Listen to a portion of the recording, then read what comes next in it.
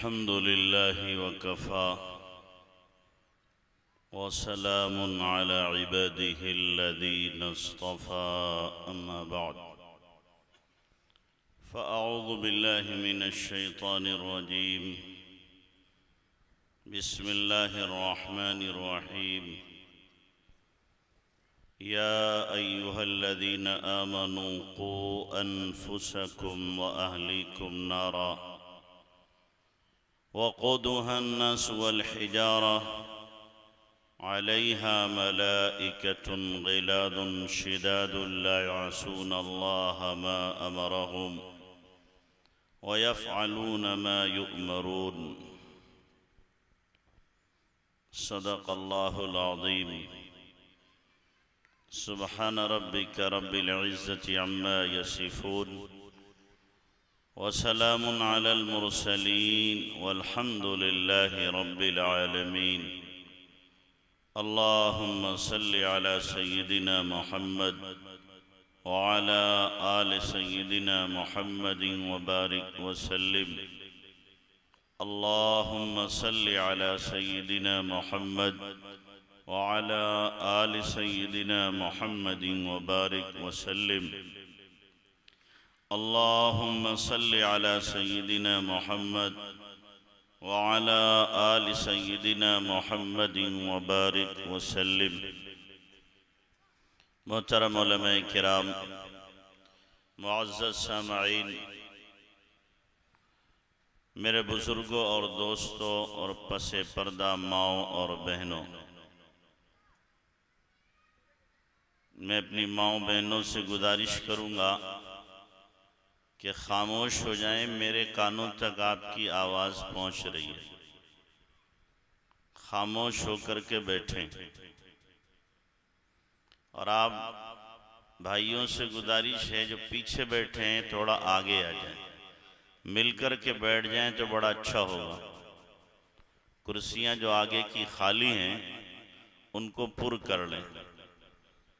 यह हमारी जलसेगाह है, दीनी मजलिस है, कोई सियासी मजलिस नहीं है या कोई तमाशे की मजलिस नहीं है।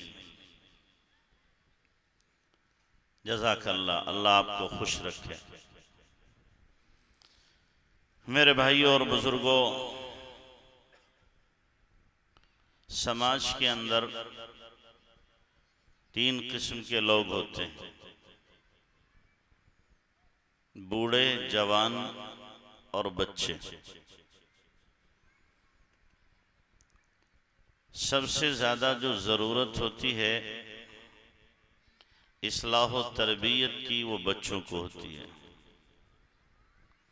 इसलिए कि बच्चे ही मुस्तक़बिल के मेमार होते हैं।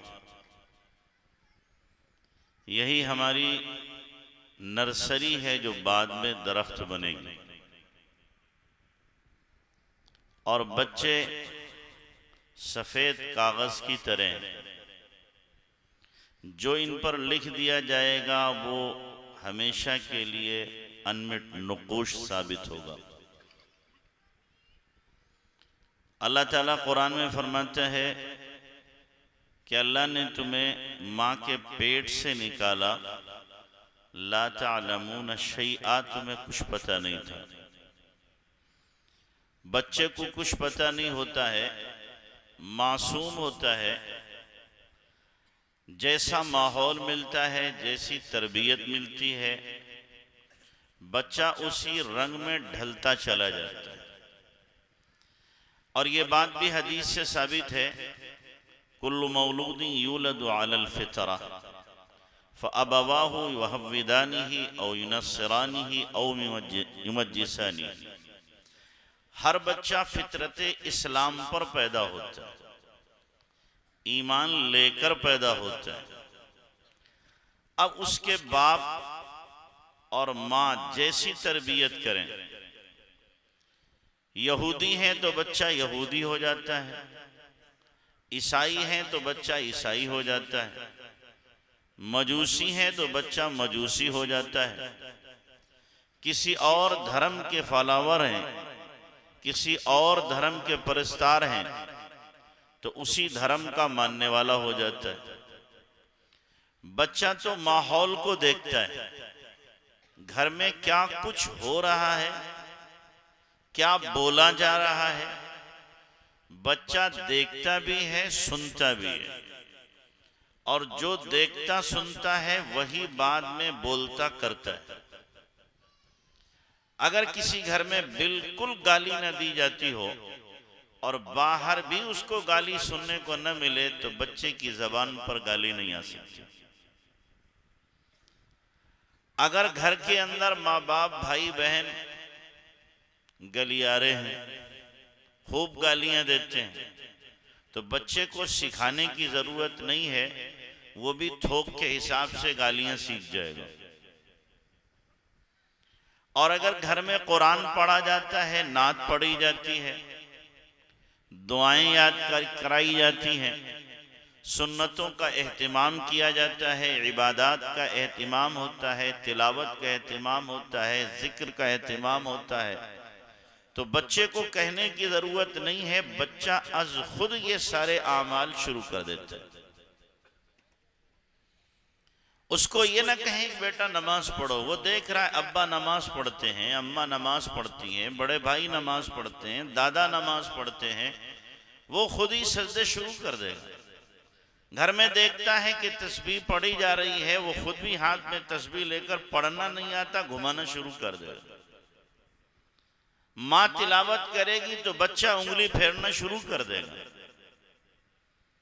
इसलिए कि बच्चा और बंदर ये दोनों नक्काल होते हैं। बंदर जो आप करें वैसी हरकतें शुरू कर देता है, बच्चा भी जो देखता है वैसी हरकतें शुरू कर देता है। तो इसलिए जब बच्चे हमारे छोटे हों तो हमें बहुत ज्यादा मोहतात रहने की जरूरत है, बहुत ज्यादा अपनी जिंदगी को महफूज रखने की जरूरत है। कोई जबान पर ऐसा कलिमा ना आए जो नामुनासिब हो, और कोई ऐसी हरकत सरजद ना हो जिससे बच्चे पर मनफी असर पड़े और बच्चा सोचने लगे कि अब्बा क्या कर रहे हैं, ये भी कोई काम है। तो इसलिए माँ बाप की जिम्मेदारी में दाखिल है।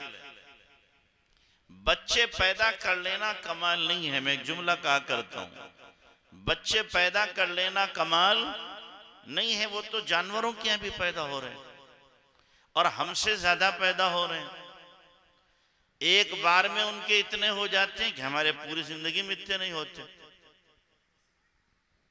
तो हमारे अगर बच्चे 4-6 हो गए तो हमने कौन सा कमाल कर दिया, वो जानवरों के भी हो रहे हैं। कमाल हमारा ये है कि बच्चा हमारे यहाँ जब आया तो हमने उसको वो तालीम और तरबियत दी, वो अखलाक, वो आदाब इंसानियत सिखाए और उसको एक ऐसा अच्छा इंसान बनाया कि वो मुआशरे का एक बेहतरीन इंसान बन करके उभरा। वो फूल बना, जिधर को गया महकता चला गया। वो ऐसा नफा बख्श बना कि जिसको देखो उसको फायदा पहुंचाता है। वो दीन का दाई बन गया, इस्लाम का सिपाही बन गया, खुदा का मुती और फरमाबरदार बन गया, नबी का आशिक बन गया, माँ बाप की आंखों का तारा बन गया और समाज का दुलारा बन गया। तब तो हमने कमाल किया, वरना जानवरों में से हमने चंद जानवरों का इजाफा कर दिया और कुछ नहीं किया।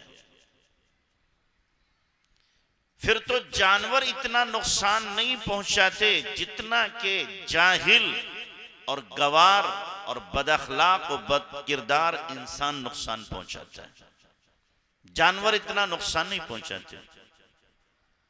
बताओ, जानवर एटम बम चलाते हैं कि इंसान चलाता है? जानवर गोलियां चलाते हैं। हमने आपने घरों में जो दरवाजे लगाए हैं ये जानवरों के लिए लगाए या इंसानों के लिए? ताले जो लगाए जाते हैं जानवरों के लिए कि इंसानों के लिए? रात में कुंडी क्यों लगाते हैं? अगर ना लगाई गई तो कोई इंसान नुमा जानवर हमारे घर में आएगा, इज्जत पर भी हमला करेगा, माल भी लूट के ले जाएगा,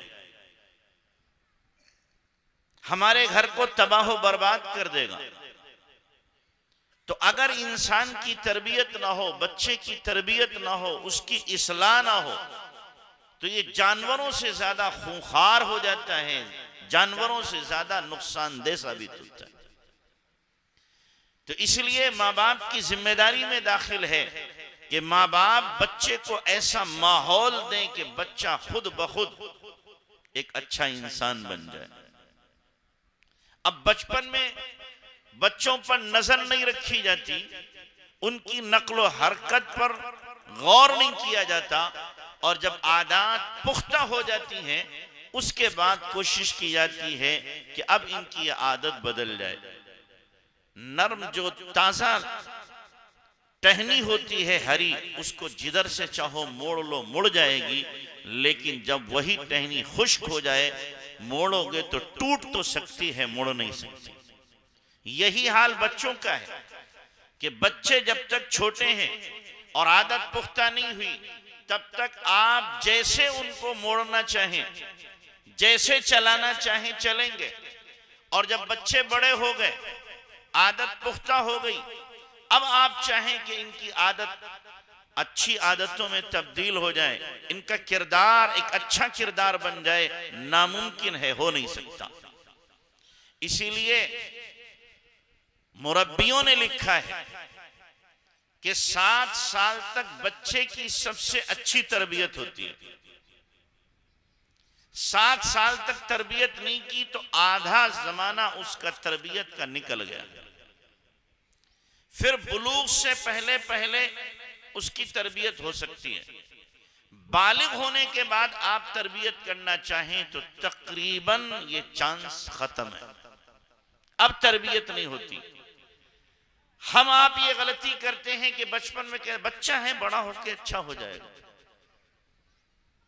हंडिया पक जाएगी तो उसके बाद में हम सोचेंगे अब इसमें मसाला मिला है, फिर तो खराबी होना है। बच्चा जब बालिग हो गया, जवान हो गया, आदतें गंदी पुख्ता हो गई, अब हम ये चाहें कि सुधर जाए, कैसे मुमकिन है, हो ही नहीं सकता। तो इसलिए बचपन में हमें इन पर कड़ी नजर रखना पड़ेगी। अगर हमारे घर के अंदर अच्छा माहौल है तो बच्चा उसी रंग में ढल जाता है। हम एक जगह गए, हमारे दोस्त हैं, तो कहने लगे हमारी बच्ची 4 साल की है, अगर उसकी ये आस्तीन, ये कलाई खुल जाती है तो रोने लगती है कि कलाई खुल गई है, गुनाह होगा। अब ये तरबियत उसे किसने दी? माँ ने तो तरबियत दी है। और जब माँ ही उसको फराक पहना रही है, पूरे बाजू खुले हुए हैं, हाथ खुले हुए हैं, नीचे की टांगें खुली हुई हैं, तो जाहिर है कि ये आदत माँ उसकी बना रही है। उसके जहन के अंदर ये बात बिल्कुल पुख्ता बैठ गई कि कलाई का हाथ का खोलना कोई जुर्म नहीं, कोई बुरा नहीं, ये बेहयाई में दाखिल नहीं है। आमतौर से यही होता है, बच्ची छोटी होती है तो उसको आधे पौने कपड़े पहनाए जाते हैं, और बाद में हम कोशिश करते हैं कि ये इस्लामी अच्छा लिबास पहने। आदत बचपन में हमने खराब कर दी, अब कोशिश कर रहे हैं कि इस्लामी लिबास पहने, कैसे मुमकिन है? तो इसलिए ये ना सोचें कि हम अच्छे कपड़े पहनाएं, ये सोचें कि जो लिबास पहनाया जा रहा है वो इस्लामी रूह से सही है कि नहीं है, बच्चे के जहन पर इसका असर क्या पड़ेगा, बच्चा कैसे बनेगा, इसकी तरफ नजर होना चाहिए। हमारा छोटा बच्चा है, अभी 7 साल का नहीं हुआ, एक दिन आया मेरे पास, मेरे कान में कहने लगा, अब्बू मैं 5 वक्त की नमाज पढ़ के जन्नतुल फिरदौस में जाऊंगा। क्या कह रहा? अभी 7 साल का हुआ नहीं, कह रहा 5 टाइम की नमाज पढ़ के मैं जन्नतुल फिरदौस में जाऊंगा। ये उसके जहन में कहां से बैठ गया? घर में बातें होती हैं, उसकी बहन बताती है, उसकी माँ बताती है, और घर का माहौल है, तो उसके जहन में बैठ गया कि नमाज पढ़ के आदमी जन्नत में जाएगा। जब बचपन में उसके जहन में ये बात बैठ गई तो जिंदगी में अब वो कभी नमाज छोड़ नहीं सकता। जहन में बैठा हुआ है कि नमाज पढ़ के जन्नतुल फिरदौस मिलेगी, तो घर का माहौल हमें ये देने की जरूरत है। और ये सबसे बड़ा इसमें दखल होता है मां का, सबसे बड़ा दखल। इसीलिए कहते हैं कि मां पहला मदरसा है बच्चे के लिए, पहला मदरसा। ये मदरसा अगर अच्छा है, मां की गोद अच्छी है, मां की गोद हरी है और मां की गोद की तरबियत उम्दा है, तो ये बच्चा जाया नहीं हो सकता, बर्बाद नहीं हो सकता। इंशाअल्लाह ये बच्चा कुछ बनेगा। जब माएं नेक थी और अपनी गोद में बच्चों को अल्लाह की उलूहियत और वहदानियत के तराने सुनाती थी, नबी की सीरत सुनाया करती थी, सहाबा के वाकयात सुनाया करती थी। जब माएं नेक थी तो शाह अब्दुल कादिर जीलानी पैदा हुए। माएं नेक थी तो फिर ख्वाजा मुइनुद्दीन अजमेरी पैदा हुए। माएं नेक थी, इमाम बुखारी, इमाम मुस्लिम, इमाम तिर्मिजी और अबू दाऊद पैदा हुए। माएं नेक थी, निजामुद्दीन औलिया पैदा हुए। माएं नेक थी, मौलाना कासिम नानोतवी पैदा हुए। माएं नेक थी, शाह वलीउल्लाह मुहद्दिस देहलवी पैदा हुए। माएं नेक थी तो हजरत मौलाना इलियास साहब रहमतुल्लाह अलैह पैदा हुए। और जब माएं बिगड़ी तो क्या हुआ? माएं नेक बनी, बच्चे तहज्जुद गुजार हुए। माएं नेक हुई, बच्चे अल्लाह के वली बने, मुजाहिद बने, दीन के सिपाही बने और अल्लाह के फरमाबरदार बने। और माएं जब बिगड़ गईं, उनका किरदार बिगड़ गया, दीन से वो बागिया हो गई, नाफरमान हो गई, तो अब बच्चे कैसे हैं? नाचने वाले, थिरकने वाले, शराब पीने वाले, जुआ खेलने वाले, सुन्नतों का मजाक उड़ाने वाले, खुदा के बागी, लोगों को सताने वाले, खुलेआम अल्लाह के हुक्मों को तोड़ने वाले और शरीयत का खुल्लम खुल्ला मजाक उड़ाने वाले पैदा हो। जैसी मां होती है, बच्चा उसी रंग में ढलता चला जाता है। कोई वक्त था कि बच्चे को मां गोद में लेती थी और कुरान सुनाया करती थी, बच्चे को मां गोद में लेती थी, नबी की सीरत सुनाई जा रही है, बच्चे को मां गोद में लेती है, नबी की सुन्नतें सुना रही है, दुआएं याद करा रही है। अब तो बच्चे को बहलाने के लिए मां मोबाइल दे देती है, खुद लगी हुई है कामों में, उसको मोबाइल दे दिया। या बच्चा गोद में है और दूध पिला रही है बच्चे को और उस हालत में भी वो फिल्म देख रही है, तो बच्चा क्या वली बनेगा? बच्चा हाफिज़े कुरान बनेगा, आलिम बनेगा, अल्लाह का दोस्त बनेगा, नबी का आशिक बनेगा? जब बचपन में जहरीले असरात उसके दिलो दिमाग में पेवस्त कर दिए गए, तो बड़ा होने के बाद ये गंदे असरात आमाल और हरकत की शक्ल में इस बच्चे से जाहिर होकर रहे हैं। आज बच्चे, माएं अपने बच्चों के साथ बड़ा जुल्म कर रही हैं, बड़ा जुल्म कर रही हैं कि मोबाइल दे करके उनकी जिंदगी को तबाही के दहाने पे लगा रही हैं। बाकायदा डॉक्टरों का कहना है 4 साल से पहले अगर बच्चे को मोबाइल दिया गया तो उसके दिमाग की ग्रोथ रुक जाती है। अब दिमाग उसका बढ़ना बंद हो जाता है, कंट्रोल उसका खत्म होने लगता है। और आजकल तो 2 साल का बच्चा नहीं होता, मोबाइल थमा दिया जाता है। ये बच्चे के साथ जुल्म है कि नहीं है? बच्चे के साथ ज्यादती है कि नहीं है? आपके बच्चे के सर पर कोई मारे तो आप गुस्सा होंगी, आपके बच्चे को गालियां कोई दे तो आप गुस्सा होंगी, और आप खुद अपने बच्चे के साथ जुल्म कर रही, ज्यादती कर रही। तो इसलिए अपने बच्चों की तरबियत पर खास ध्यान देने की जरूरत है कि हमारे बच्चे क्या कर रहे हैं और हम बच्चों के साथ क्या कर रहे हैं। आप देखो हजरत अब्दुल्ला बिन मुबारक रहमतुल्लाह अलैह, अब्दुल्ला बिन मुबारक कैसे हुए? इनके बाप का नाम मुबारक है और एक बाग में क्या है, काम करते हैं। एक मर्तबा बाग का मालिक आया और उसने कहा कि तुम फल तोड़ के लाओ। वो फल तोड़ के लाए, खाया तो खट्टा बेजायका, कि तुम कैसे दरख्त से लाए हो तोड़ करके, तुम्हें जायके का पता नहीं? कि मुझे क्या पता, अरे तुम इस बाग में रहते हो, दरख्तों को जानते हो, कौन सा दरख्त कैसे फल देता है, कि आपने रखवाली के लिए रखा है, खाने के लिए नहीं रखा। इतने साल हो गए हैं, मैंने इस दरख्त आपके इस बाग में से एक भी फल नहीं खाया। अल्लाहु अकबर। इतना नेक बंदा, इतना मुत्तकी, इतना पारसा ये है। सालहा साल गुजर गए, इसने चखा ही नहीं किसी फल को। बाग का जो मालिक था वो भी नेक था। घर गया, अपनी बीवी से जाकर कहा, हमारा जो बाग रखने वाला बंदा है वो तो बड़ा नेक है, बड़ा पारसा है, बड़ा मुत्तकी है। हमारी बेटी जवान है, हमें तो एक मुत्तकी बंदे की जरूरत थी, पारसा बंदे की जरूरत थी, उससे निकाह कर देते। क्यों ना हो इसी से निकाह कर दिया जाए, क्यों ना हो इसी से निकाह कर दिया जाए। कोई अपने घर के नौकर से अपनी बेटी को ब्याह करेगा?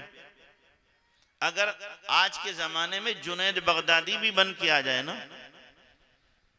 घर का नौकर, तो कहे नौकर है, 2 कौड़ी काम, इसको अपनी बच्ची देंगे। ये ना देखेंगे कितना नेक है, कितना पारसा है, कितना मुत्तकी है, अजी नौकर है ये।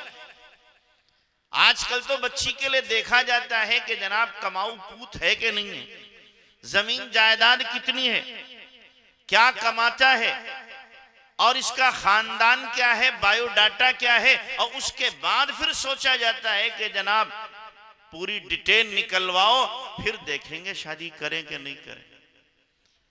लड़का नेक है या नहीं है, खुदा का फर्मा बरदार है कि नहीं है, ये नहीं देखा जाता। ये देखा जाता है सेहतमंद होना चाहिए, कमाने वाला होना चाहिए, पढ़ा लिखा होना चाहिए, बाकिरदार है, दीनदार है, इसको नहीं देखा जाता। तो मुबारक के साथ शादी कर दी। उसके बाद लंबा वाक़या मुख्तसर में सुना रहा हूं। उसके बाद जब दोनों मियां बीवी मिले, उनके नतीजे में जो बच्चा पैदा हुआ उसका नाम था अब्दुल्ला। अब इस बच्चे की तरबियत हुई और उनकी बेटी अकेली थी, सारी जायदाद और बागात मिल गए मुबारक को। तो गोया अब्दुल्ला जो पैदा हुए सोने का चमचा लेकर पैदा हुए मुंह में, सब कुछ मिला इन्हें, तरबियत अच्छी की गई। इमाम अबू हनीफा रहमतुल्लाह अलैह की शागिर्दी उन्होंने इख्तियार की और अपने वक्त के मुअर्रिख, मुहद्दिस, मुजाहिद बने। 6 महीने जिहाद करते थे और 6 महीने हदीस का सबक पढ़ाते थे। जब जिहाद कर रहे हैं एक मर्तबा, तो उन्होंने मैदान जिहाद से फुजैल बिन अयाज रहमतुल्लाह अलैह को, जिन्होंने 1 साल का एतिकाफ किया था हरम में, मक्का मुकर्रमा में, हतीम के अंदर, उनको खत लिख करके भेजा। उनमें से एक शेर है, या आबिदल हरमैन लौ अबसरतना लअलिमत अन्नक फिल इबादति तलअबू। ऐ हरम के इबादत करने वाले, अगर तुझे मालूम हो जाता मैदान जिहाद में अल्लाह क्या देता है, क्या लज्जत है, क्या सवाब है, तो तू हरम में एतिकाफ की हालत में जो इबादत कर रहा है, तुम समझता कि मैं इबादत में खिलवाड़ कर रहा हूं।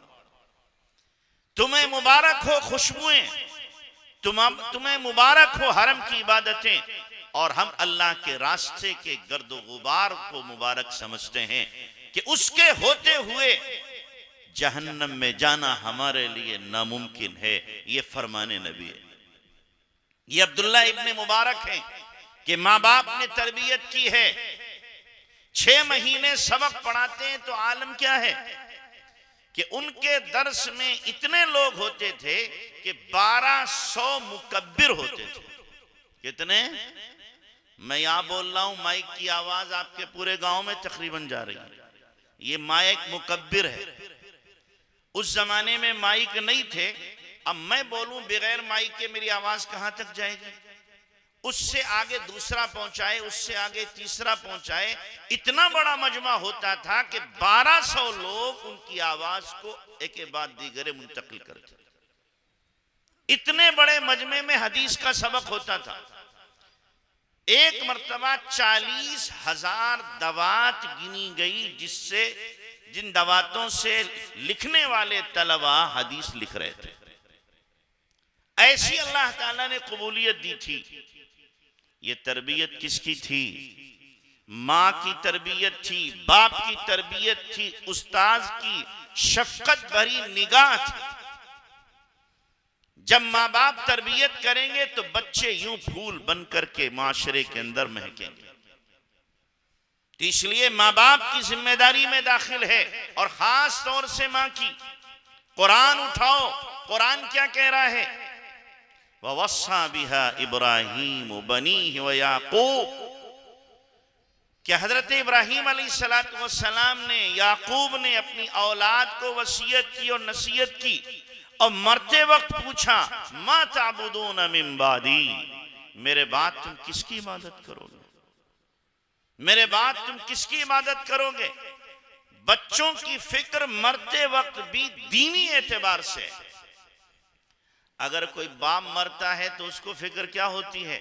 मेरे बाद मेरे बच्चों का क्या बनेगा, इनकी कैसे गुजर औकात होगी, पता नहीं ये कमा धमा पाएंगे कि नहीं, या फक्र फाके में मरेंगे। इसकी फिक्र तो होती है, लेकिन कितने बाप हैं जिनको ये फिक्र होती हो कि मेरे बाद मेरे बच्चों की आखिरत का क्या बनेगा, इनकी कब्र का क्या बनेगा, हशर का क्या बनेगा। दुनिया की जिंदगी चंद रोजा चंद सालों की फक्र फाके से गुजर सकती है, कोई मसला नहीं है, लेकिन अगर ये बेदीनी के साथ कब्र में पहुंच गए तो एक लामुतनाही सिलसिला अज़ाबात का जो शुरू होगा, कभी ना खत्म होने वाला, वो मुसीबतें, वो बलाएं और आफतें, अज़ाबात जिनका दुनिया में इंसान तसव्वुर भी नहीं कर सकता है, उसको उनका सामना करना पड़ेगा, उनसे भुगतना पड़ेगा। तो इसलिए अपनी औलाद को मैं साफ कहता हूं, अपनी औलाद के लिए ये तो गवारा करो कि ये पेवंद लगा हुआ कपड़ा पहन लें, ये गवारा कर लो ये दुपट्टी की चप्पल पहन लें, ये गवारा कर लो कि एक वक्त खाना खा लें, लेकिन ये गवारा ना करो कि हमारा बच्चा जाहिल रहे, हमारे बच्चे की तरबियत ना हो, हमारा बच्चा बदकिरदार हो, बदअखलाक हो, ये गवारा ना करो। इसलिए कि अगर हमारा बच्चा अच्छे कपड़े पहन नहीं रहा, कोई बात नहीं, एक दिन आएगा अच्छे कपड़े भी पहनेगा।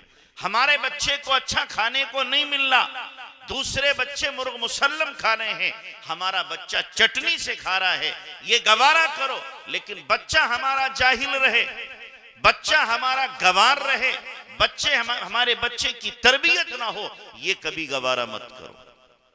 सबसे बड़ा जुल्म है बच्चे के साथ, बच्चे को जाहिल बना देना, बच्चे को जाहिल बना देना, ये सबसे बड़ा जुल्म है।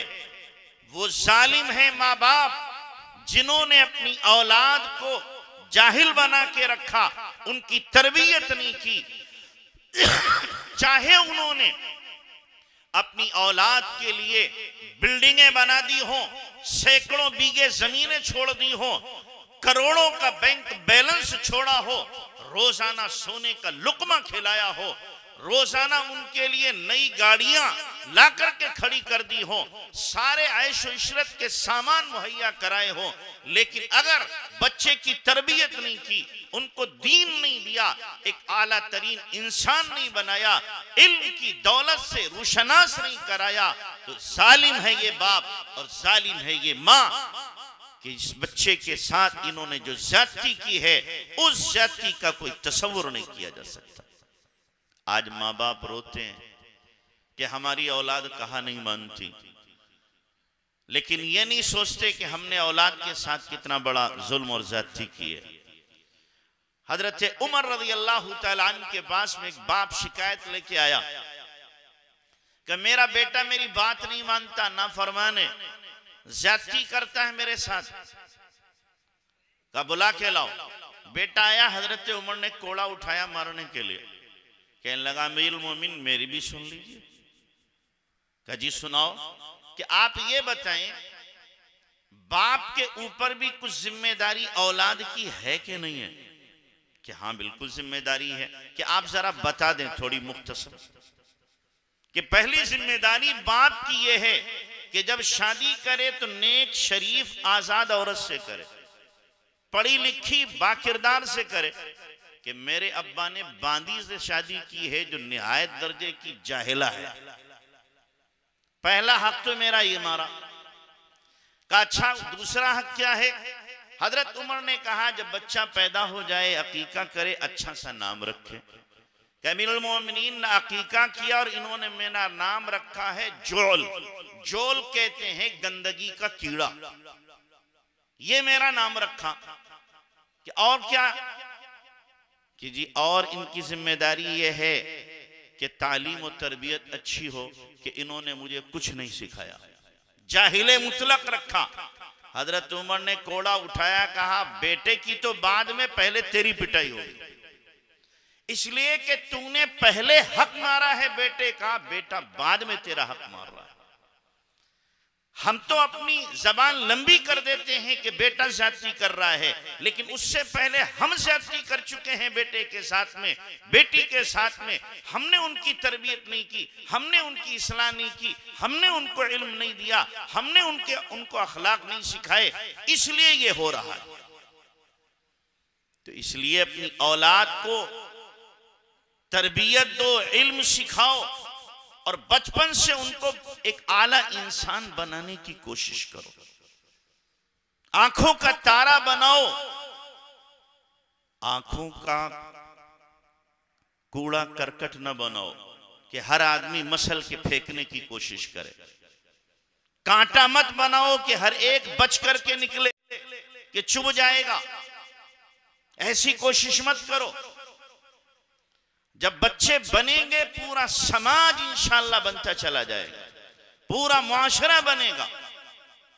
अब अगर बच्चे सारे के सारे तालीम हासिल कर रहे हो, पढ़ रहे हो, तो ये जब गलियों से गुजरेंगे तो कुरान पढ़ते हुए गुजरेंगे, नात पढ़ते हुए गुजरेंगे। और जब इनकी तालीम और तरबियत नहीं होगी, अब ये जब बच्चे गुजरेंगे तो गाना गाते हुए गुजरेंगे। मालूम होगा कि दुनिया के गायकार यहीं जमा हो गए, सारे के सारे गुलूकार, भांत भांत की आवाजें आ रही हैं, तरह तरह के गाने गाए जा रहे हैं।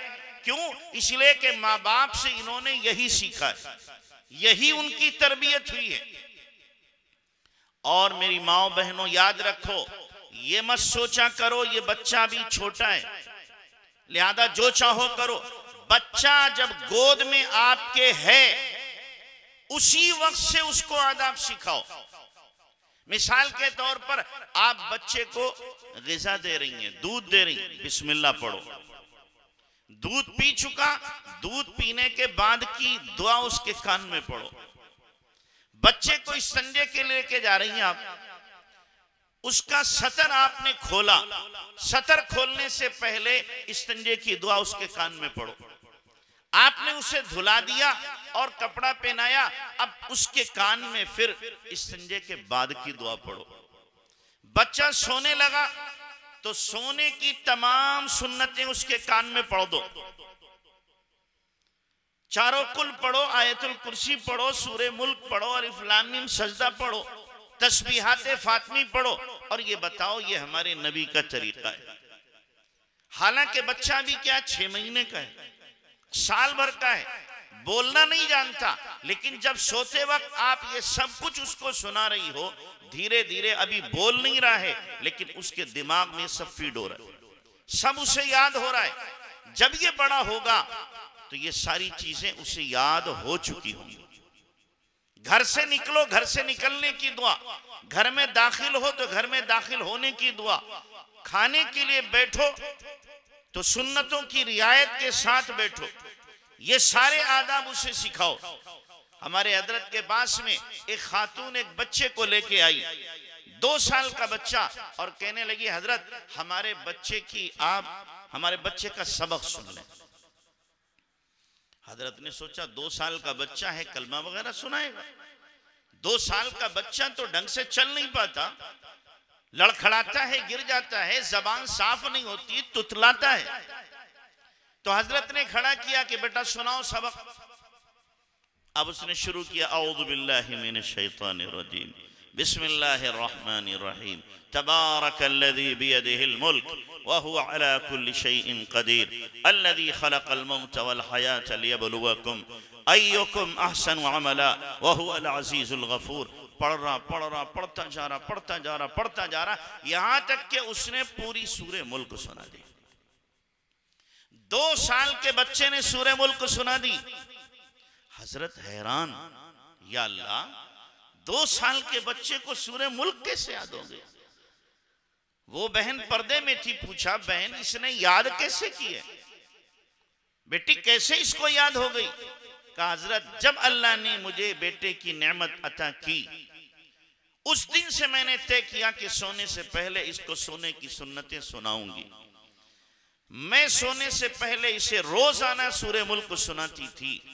आज अल्लाह ने मुझे वो खूबसूरत दिन दिखाया है कि मेरा बच्चा आपको सूरे मुल्क सुना रहा है। 2 साल की उम्र में सूरे मुल्क याद हुई।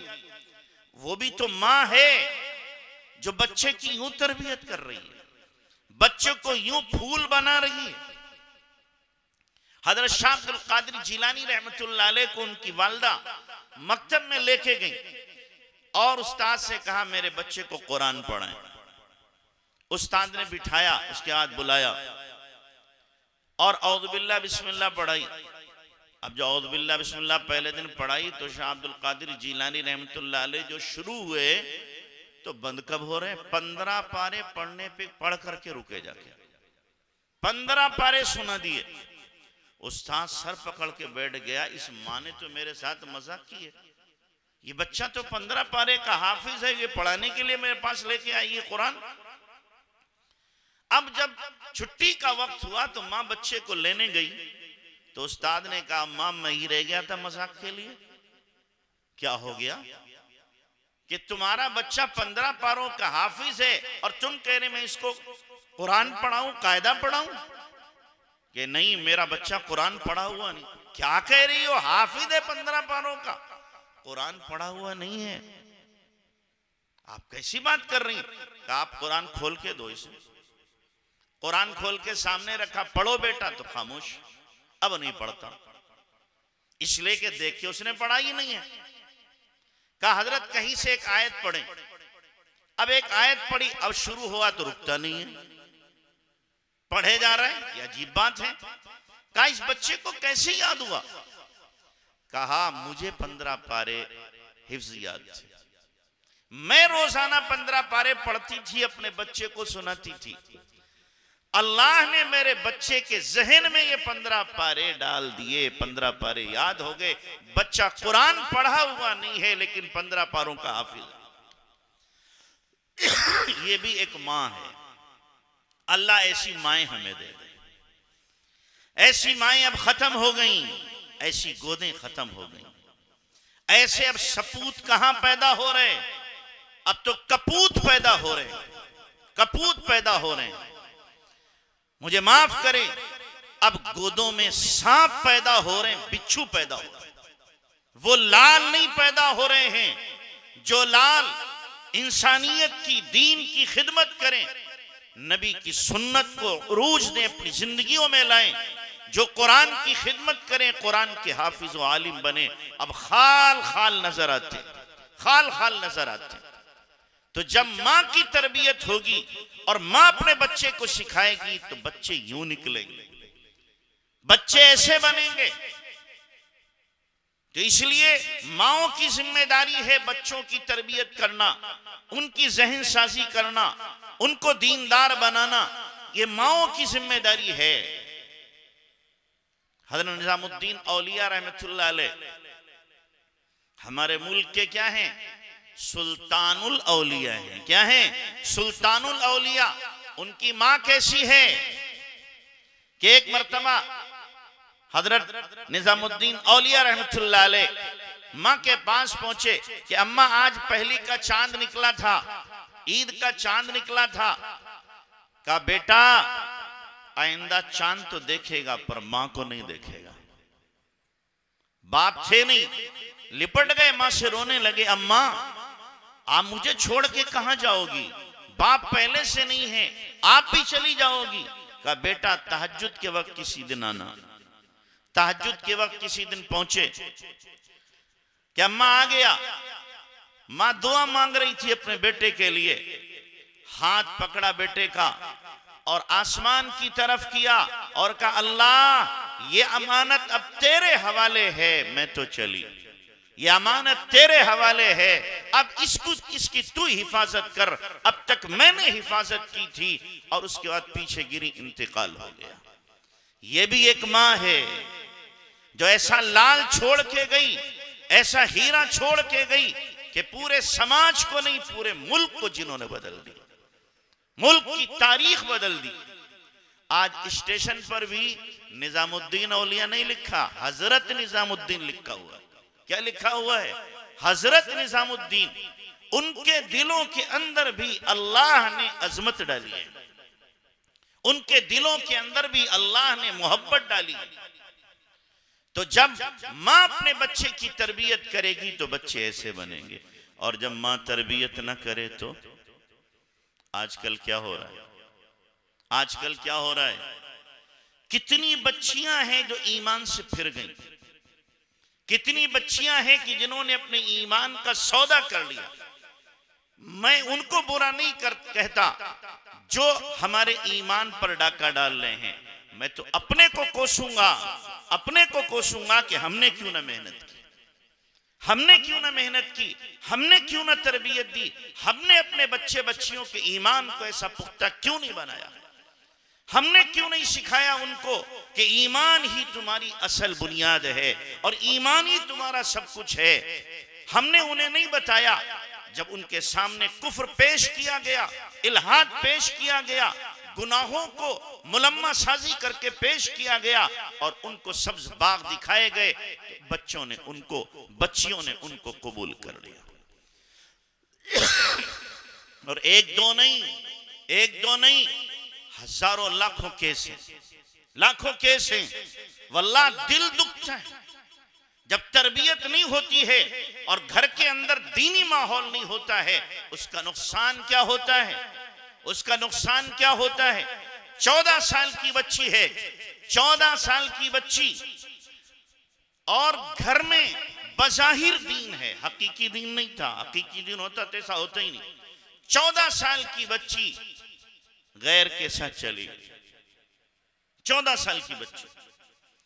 एक दो नहीं, सैकड़ों केस ऐसे हैं। तो वो जो कर रहे हैं, हमें उनको नहीं कोसना, हमें अपने आप को कोसना है। हम क्यों सोए हुए हैं? हम क्यों गफलत का शिकार हैं? हमने घर का माहौल दीनी क्यों नहीं बनाया? हमने अपने बच्चों की दीनी तरबियत क्यों नहीं की? हमने उनकी ज़हन साजी क्यों नहीं की? हमने ईमान की अजमत और वक़्त को उनके कुलूब में रासिक क्यों नहीं किया? कोताही हमारी है, उनको कोसने से कोई फायदा नहीं।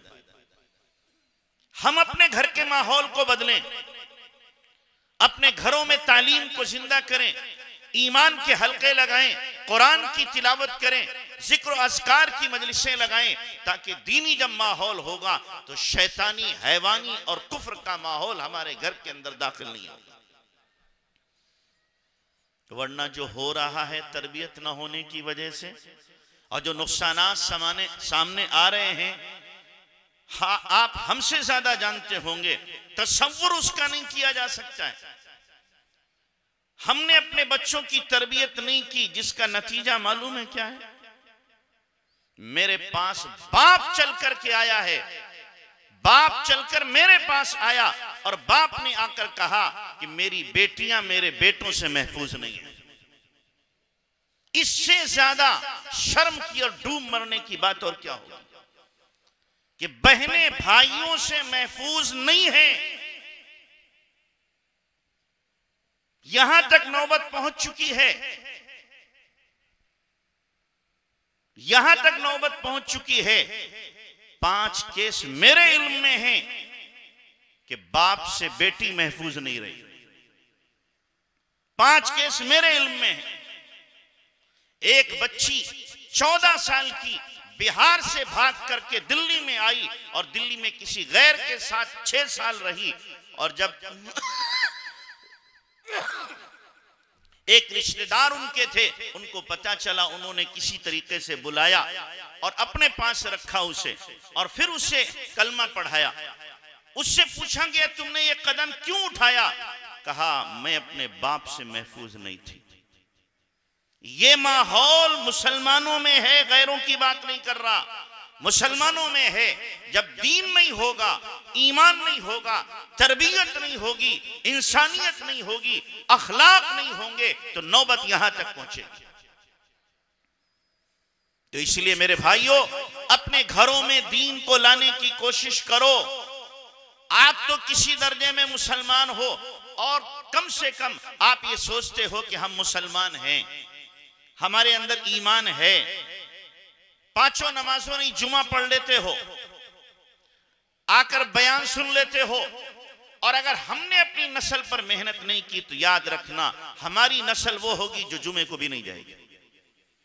आने वाली नस्ल वो होगी कि आप इतने बैठे सुन रहे हो, वो ये भी नहीं सुनेगी, उनको दीन की बात फिर बुरी लगेगी। एक साहब है मुरादाबाद में, उनका बेटा देहरादून से पढ़ के आया, आला डिग्रियां हासिल करके आया।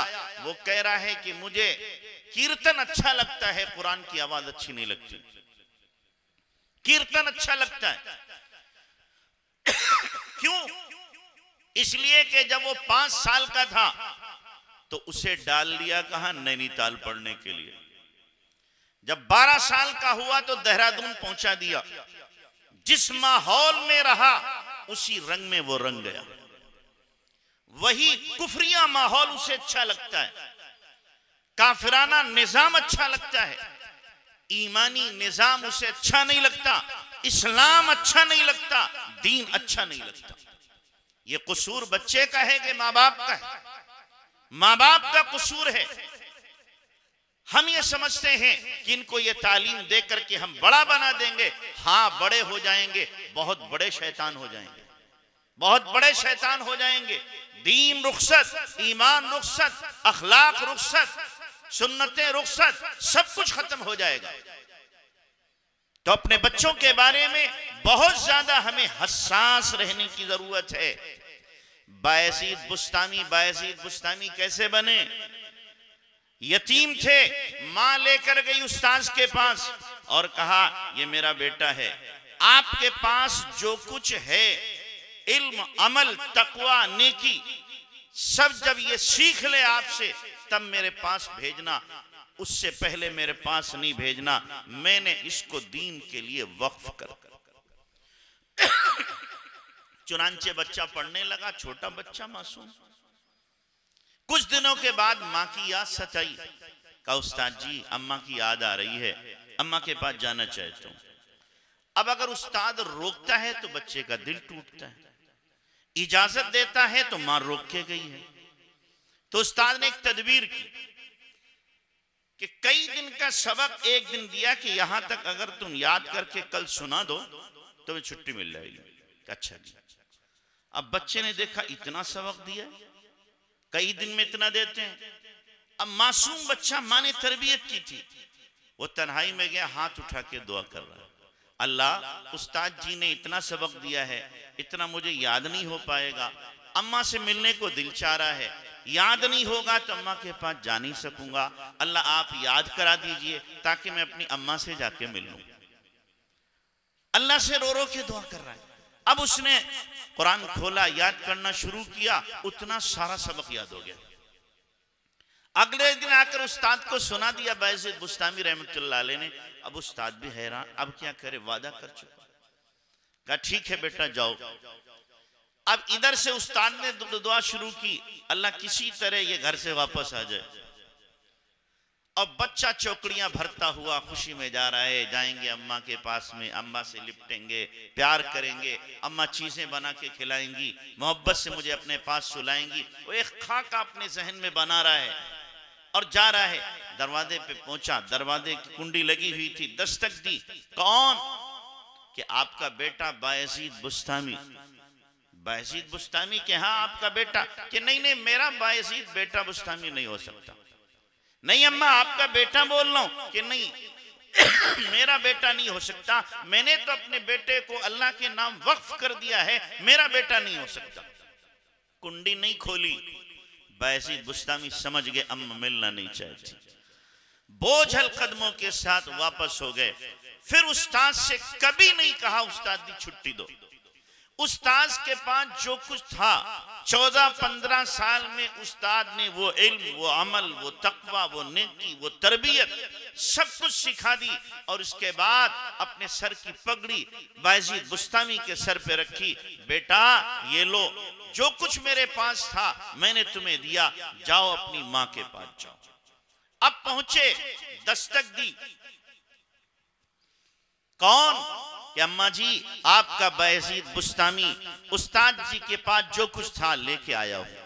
अम्मा ने दरवाजा खोला, सीने से लगाया बेटे को, पेशानी चूमी, फिर सजदे में गिरी और कहा मौला जिस काम के लिए तूने मुझे ये नेमत दी थी, मुझे बेटा दिया था, मैंने इस बेटे को वैसा बना दिया, मैंने तेरे दीन के लिए इसको वक्फ कर दिया है। मौला अब मुझे उठा ले, मुझे और कोई खुशी नहीं चाहिए, मेरा बेटा तेरे दीन के लिए तैयार हो गया।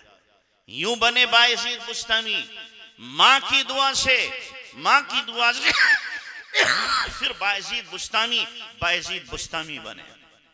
उन्हीं का वाकया है बायजीद बुस्तामी का कि यूं इजलास लगा हुआ है यहूदियों का, और एक यहूदी क्या है तकरीर कर रहा है और चैलेंज कर रहा है कि है कोई जो हमसे सवाल करे हम उसका जवाब दें।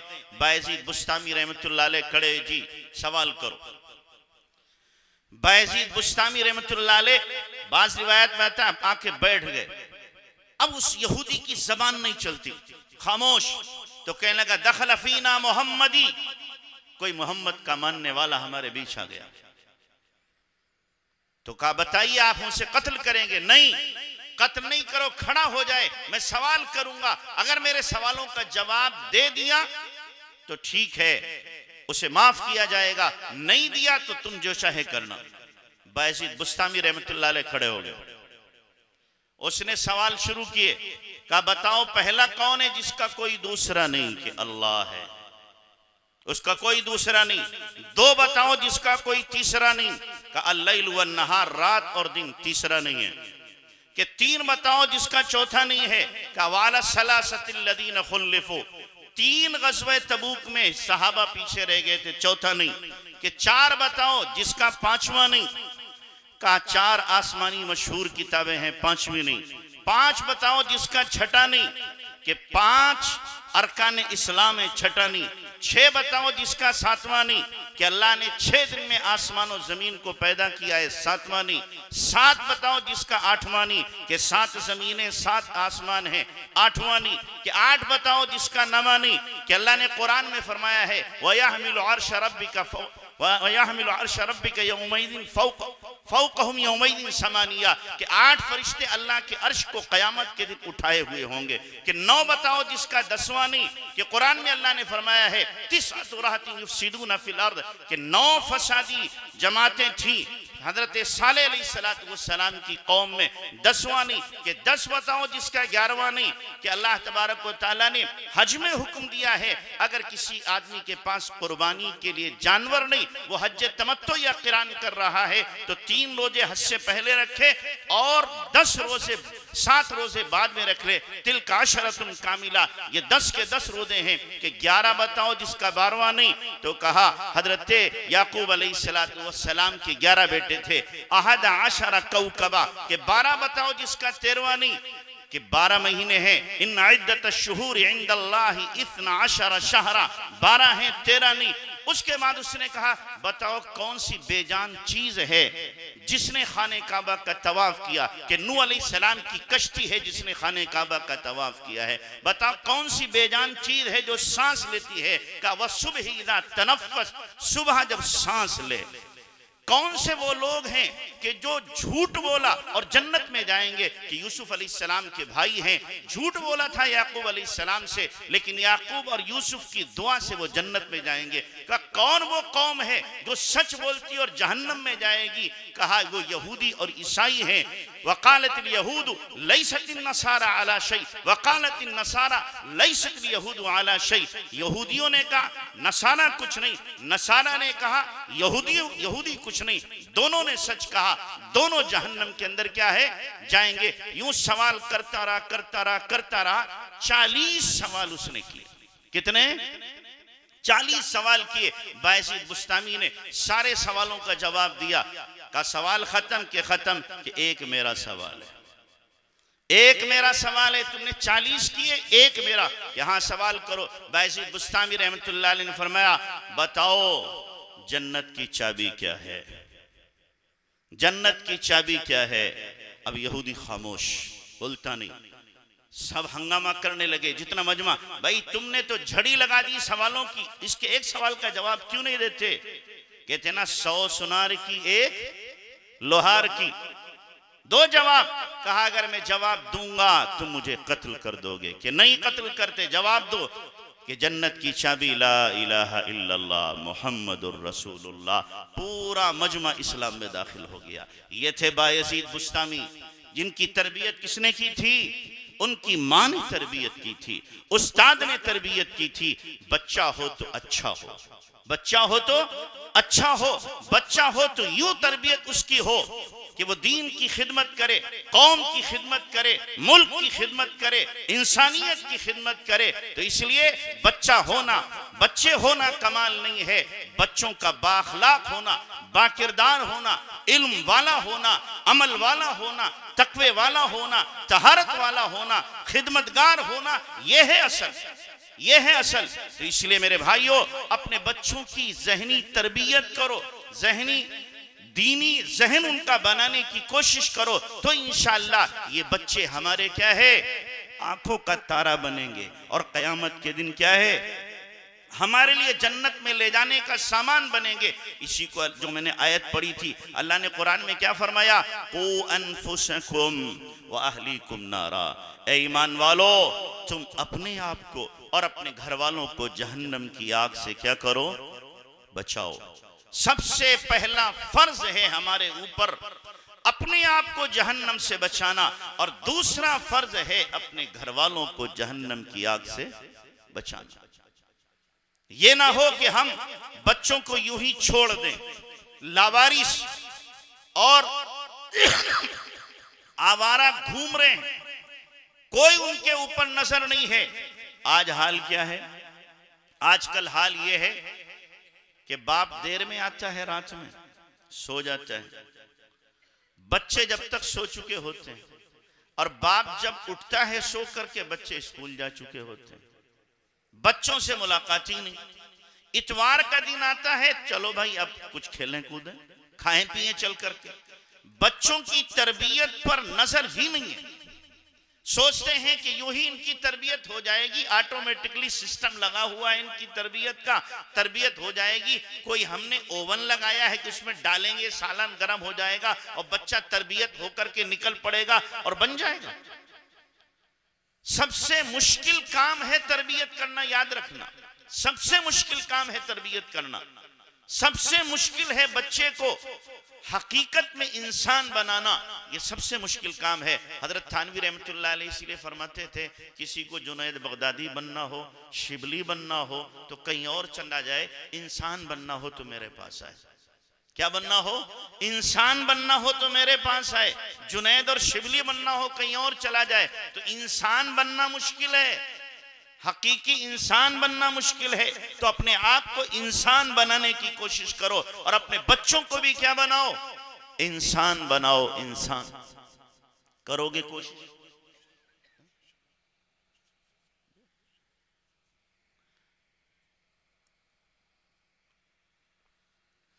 तो अपने बच्चों को क्या बनाओ भाई? हकीकी इंसान बनाओ। और अगर हमने तरबियत नहीं की तो बाहर का माहौल इतना गंदा, इतना खराब है कि उस माहौल को बच्चे बहुत जल्दी कबूल करते हैं। आप जरा सोचो, घर में दीनी माहौल नहीं, स्कूल में दीनी माहौल नहीं, बच्चों का जो सर्किल है उनके दोस्तों का, फ्रेंड्स का, उनमें दीन नहीं, बाजार में दीन नहीं, मार्केट में दीन नहीं, तो बच्चे में दीन आएगा कहां से? स्कूल में दीन नहीं था, दोस्तों में दीन नहीं था, रिश्तेदारों में दीन नहीं था, बचा खुचा कम से कम घर में तो दीन होता, घर में तो दीनी माहौल होता, और हमने वो भी नहीं दिया तो बच्चा फिर हमारे हाथ से निकल जाएगा। फिर बाहर वो देखेगा जो कुछ कर रहे हैं आवारा किस्म के बच्चे, वही हमारा बच्चा करेगा। आज लोग क्या कर रहे हैं, बच्चा 12 बजे रात में आ रहा है, 1 बजे रात में आ रहा है, और उसके लिए दरवाजा खोलने, आओ बेटा वेलकम, आ जाओ, बहुत अच्छा। मैं कहूंगा वेलकम नहीं है, उसके लिए वैलुकुम है। उसके लिए क्या है? ये वैलुकुम है, हलाकत है, हलाकत, हलाकत है उसके लिए। बच्चे का वक्त तय करो कि रात में तुम्हें 9 बजे आना है घर पे। अगर इसके बाद तुम आते हो तो दरवाजा खुलेगा नहीं, और अगर खुलेगा तो जूता बजेगा।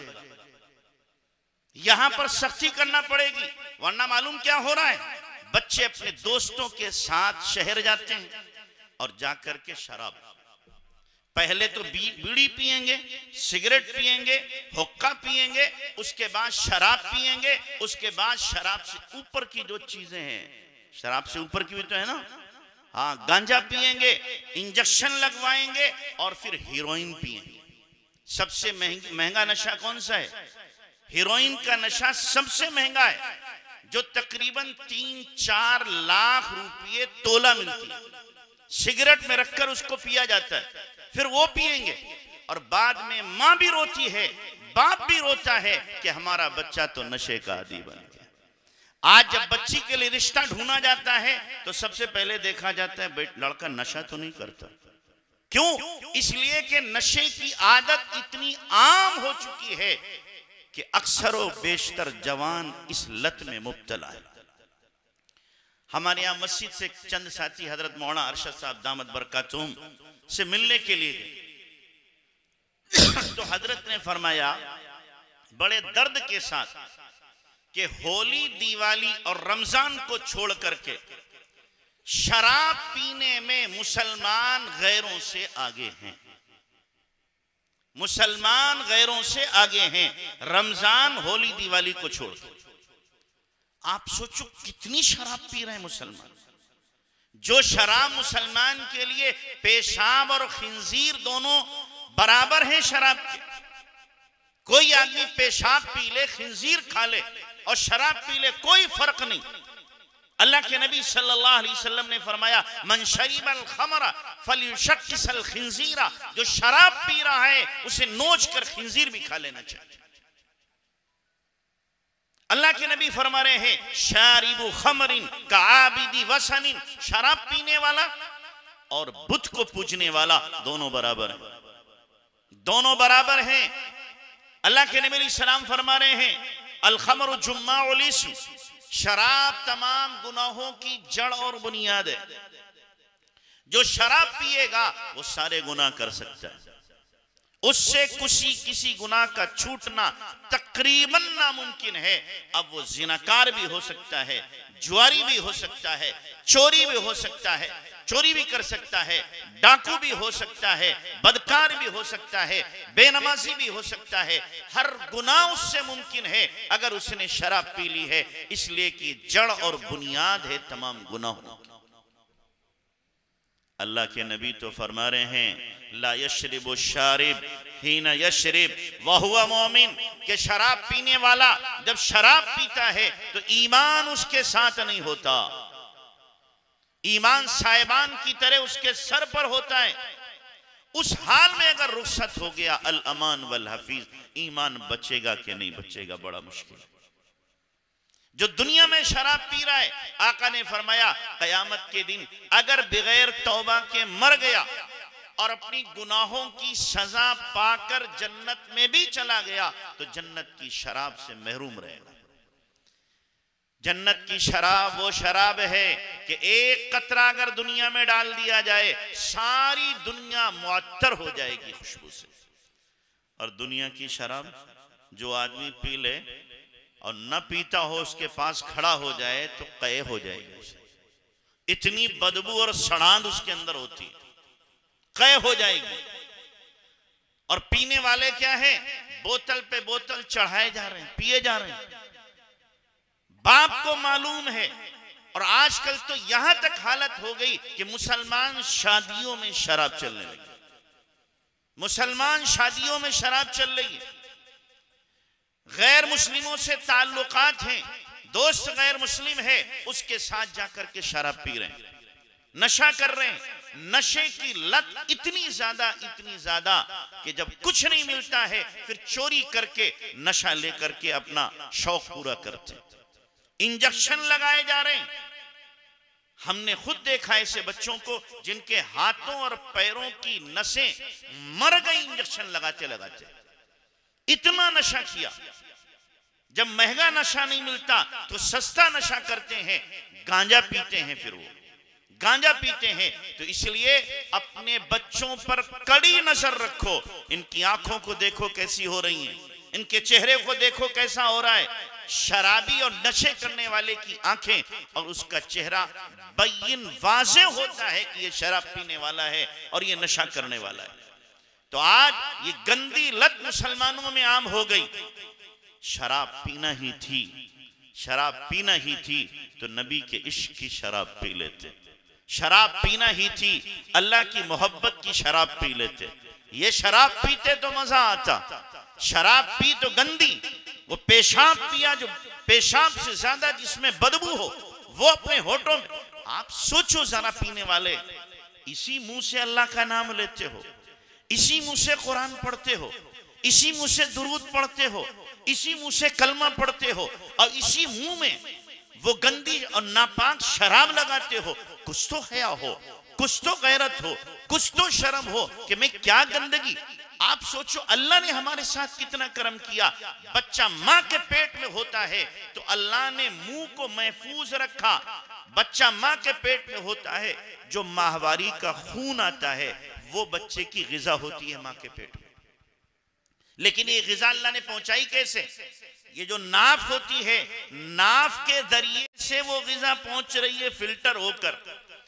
मुंह को अल्लाह ने महफूज रखा। अल्लाह ये भी तो कर सकता था, वो माहवारी का खून फिल्टर करके मुंह के जरिए से पेट में पहुंचाता, जैसे दुनिया में आने के बाद सारी ग़िज़ाएं मुंह से जा रही। अल्लाह कर सकता था, लेकिन अल्लाह को मालूम था मेरा बंदा जब इस दुनिया में जाएगा मेरा नाम लेगा, मेरा कुरान पढ़ेगा, मेरा कलमा पढ़ेगा, मेरे प्यारे नबी का नाम लेगा। इसके मुंह को मैं माँ के पेट में गंदा करूं ना, मैं इसके मुंह को महफूज रखूंगा, दूसरा रास्ता इसकी ग़िज़ा का मैं बनाऊंगा। अल्लाह तो इतना हमारा क्या करे, ख्याल रखे और हम आकर के दुनिया में गंदी चीजों को मुंह से इस्तेमाल करें, गाली हम दें, झूठ हम बोलें, गीबत हम करें, शराब हम पिएं, नशा हम करें, तो फिर अल्लाह को कितना गुस्सा आता होगा कि मैं तो इसका ख्याल कर रहा हूं लेकिन ये जालिम अपना ख्याल खुद नहीं करता। दुनिया की शराब पीने वाले को नशा आता है। मैं कहा करता हूं शराब से नशा उतरता है, नशा आता नहीं बल्कि क्या होता है, नशा उतरता है। आदमी को 3 नशे होते हैं, ताकत का नशा, माल का नशा और इज्जत का नशा। ये 3 नशे होते हैं। और जो आदमी नशे का आदी हो जाता है तो आप जानते हैं शराबी आदमी में ताकत नहीं रहती, फूल जाता है, बीमारियों का मजमुआ बन जाता है। तो ताकत का नशा गया। और जब शराब पिएगा तो कभी नाली के पास पड़ा होगा, कभी चौपाल में पड़ा होगा। तो इज्जत का नशा भी क्या है, खाक में मिल जाता है। माल का नशा होता है, खनक होती है माल की। और जब नशा आदमी करने लगता है तो धीरे धीरे माल का नशा भी उतर जाता है। तो तीनों नशे आदमी के क्या होते हैं, शराब पीने की वजह से उतर जाते हैं। तो शराब से नशा आता नहीं है बल्कि नशा इससे क्या होता है, उतरता है। तीनों नशे उतर जाते हैं, फिर आदमी जलील और रुस्वा हो जाता है। एक वाकया लिखा हुआ है अज़्ज़वाजिर के अंदर कि एक आदमी को पकड़ा एक ने और बंद किया कमरे में। एक हसीन लड़की, खिंजीर का गोश्त, शराब और एक बच्चा। कहा ये 4 चीजें तुम्हारे सामने, या तो औरत से जिना करो, या शराब पियो, या बच्चे को कत्ल करो, या खिंजीर का गोश्त खाओ। उसने कहा ये इनमें सबसे आसान शराब पीना है। उसने उठा के शराब पी ली, इससे पहले नशा किया नहीं था। शराब जब पी ली, नशा चढ़ा तो औरत से जिना भी किया, बच्चे को कत्ल भी किया और खिंजीर का गोश्त भी खाया। चारों के चारों गुनाह कर दिया। ये ऐसी गंदी लत और ऐसी बुराई है जो गुनाहों का मजमुआ है। तो इससे तौबा करो, अल्लाह हमारे जवानों को इस गंदी लत से महफूज रखे। और उस शराब को याद करो जो जन्नत में मिलेगी। कहां मिलेगी? जन्नत में मिलेगी। जन्नत में शराब मिलेगी और पिलाने वाले पिलाएंगे। कैसे पिलाएंगे? कैटेगरी होंगी। कुछ लोग होंगे जिनको शराब पिलाने वाले कौन होंगे? कुछ वो होंगे जो खुद पिएंगे, जाम भरेंगे और पिएंगे। वहां बोतलें नहीं होंगी, शराब की नहर है। 4 नहरें हैं जन्नत में और उन चारों का तस्करा कुरान के अंदर है। अनहारुम मिम्मा इन गैरी आसिन, पानी की नहर जो कभी खराब ना हो। वनहारुम मिन लबनिन लम यतगय्यर तामु, दूध की नहर जिसका जायका कभी खराब ना हो। और शहद की नहर। वनहारुम मिन असली मुसफ़ा, साफ सुथरा शहद, उसकी नहरें। वनहारुम मिन खमरिन लज़्ज़तिन लिश्शारिबीन, चौथी नहर शराब की, ऐसी शराब जो पीने वालों को फरहत बख्श हो, मजा दे। अब पीने वाले जो होंगे, कुछ वो होंगे जो जाम भर भर के पिएंगे, कुछ वो होंगे जिनको जन्नत के गिलमान पिलाएंगे, जन्नत के छोकरे पिलाएंगे, जिनका तस्करा अल्लाह ताला ने कुरान में किया है। वो इतने खूबसूरत होंगे कअन्नहुम बैज़ुम मकनून, गोया के वो छुपे हुए अंडे हैं, इतने खूबसूरत। और कुछ वो लोग होंगे कि जिनको जन्नत की हूरें पिलाएंगी। कौन पिलाएगा? हूरें पिलाएंगी, हसीन खूबसूरत। अल्लाह के नबी सल्लल्लाहु अलैहि वसल्लम ने फरमाया, जानते हो किन हाथों से पिलाएंगी? बिअय्यि बनानिन तौती, किन उंगलियों से देंगी? फरमाया उनकी उंगलियों में इतना हुस्न है कि अगर वो आसमान से नीचे उंगली दिखा दें, सारी दुनिया मुनव्वर हो जाए। चांद अपनी रोशनी खत्म कर दे, सूरज अपनी रोशनी खत्म कर दे, उंगली में ये हुस्न है तो चेहरे में कितना हुस्न होगा। वो पिलाएंगी। और तीसरी चौथी कैटेगरी होगी कि अल्लाह के नबी जिनको अपने हाथ से पिलाएंगे। क्या मजा आएगा कि आका अपने हाथ से जाम पिला रहे हों। और 5वें वो होंगे कि सकाहुम रब्बुहुम शराबन तहूरा, जिनको उनका रब शराब तहूर पिलाएगा। अल्लाहु अकबर। पिलाने वाला कौन? अल्लाह। पीने वाला कौन? बंदा। क्या लज्जत, क्या कैफ, क्या सुरूर, क्या फरहत, क्या मजा, क्या जुनून। अल्फाज नहीं है उसकी ताबीर करने के लिए कि आज परवरदिगारे आलम अल्लाह ताला खुद बंदों को पिला रहा है। ले मेरे बंदे, तू हराम से बच करके आया है, आज मेरे हाथ से शराब पी। कितना पिएगा? पी। दुनिया में आदमी 1 बोतल पी सकता है, 2 पी सकता है, 3 पी सकता है, 4 पी सकता है। ज्यादा पिएगा आंत फटेगी, मरेगा। लेकिन जन्नत में फरमाया बोतलें नहीं, ड्रम के ड्रम अपने पेट में उड़ेल लो, न पेट फटेगा न जी भरेगा, मजे के लिए पीता चला जाएगा, खाता चला जाएगा। उस शराब को याद करो, इस गंदी शराब को छोड़ो। छोड़ोगे भाई? जो छोड़े हुए हैं अल्लाह उनको बचाए रखे। और जिन्होंने अगर ये अपनी लत और आदत बनाई है या जिनकी औलाद ने बनाई है, वो तय करें कि इंशाअल्लाह हम अपनी औलाद को भी छुड़ाएंगे। करोगे कोशिश इंशाअल्लाह? अल्लाह हम सबको अमल की तौफीक अता फरमाए। व आखिरु दावाना अनिल हम्दुलिल्लाहि रब्बिल आलमीन।